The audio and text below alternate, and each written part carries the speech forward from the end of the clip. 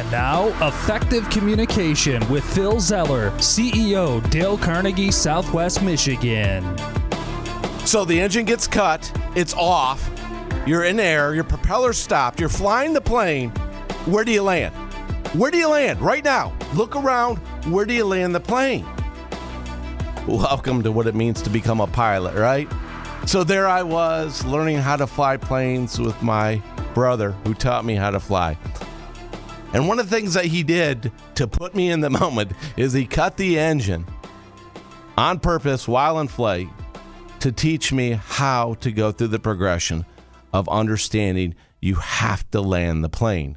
No matter what happens, save your life, save the lives of others, save the life of everybody you can, and know your emergency procedures. What are you going to do? Where are you going to land the plane? So as you scour the horizon, you're looking, you're thinking, you're going through all your protocols, and you're asking yourself, where can I land this plane? And it made me think of the situation with Captain Sully Sullenberger. Have you seen that movie, Sully? If you haven't, go watch it. Great movie. Really, really deep to think what a human being can do in an essence of an emergency. And if you don't know the story, Captain Sully Sullenberger in 2009 was flying an Airbus A320. That's a pretty big jet. And he had 155 passengers, just took off in New York. And as he took off the plane, he had a bird strike, which meant they flew into a bunch of birds, and the birds went in the engines, and it actually cut out both engines. And as he evaluated the situation, he and his co-pilot, the situation was, what do we do?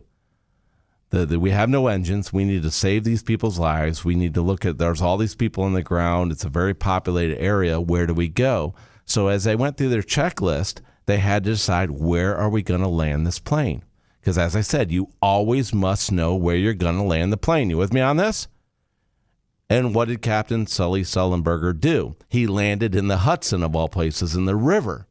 Because basically going through his emergency protocol and with what he knew from his personal experience of being a pilot for over 40 years, he knew based on the situation in his gut that was the best way to save lives that day. And he landed in the Hudson. And the rest, as you know, as they would say, is history. And it's an amazing story of when somebody trusted their experience, their instincts, their knowledge, their training, and their skills to be able to make something happen and save lives. So here on Effective Communication, it may not always be a situation of life or death with having to land a plane. But the bigger thing I'm going to share with you today is you need to understand where you're going to land your conversation. Where does the conversation land with every person that you're with? Where does the conversation land? Where does the presentation land? What is it that your audience is going to walk away with? So I'm going to give you a couple options today of landing the plane, of landing your talk with someone today, of landing the communication in your presentation. You have 4 places that you could actually close out your presentation or your talk. You could realize that your purpose is to convince or impress another person. And what you could do is repeat the major benefit of what you talked about and why it's so important.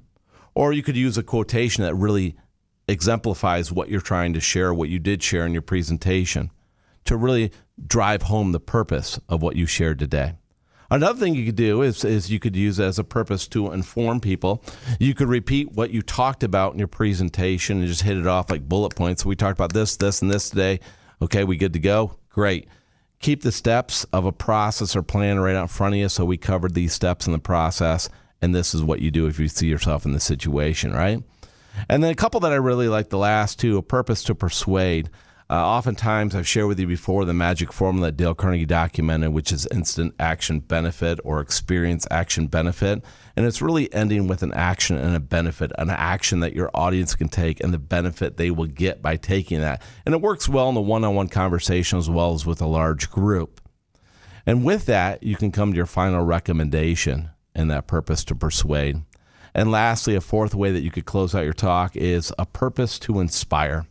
You could throw out a challenge to a person. Hey, if you do this, you'll get this. How cool is that? You could appeal to the nobler motives. So if we all come together and we do this, we'll make the planet a better place for all of us to live in. Imagine what that would be like. So you could give people a purpose of why to inspire them to do it.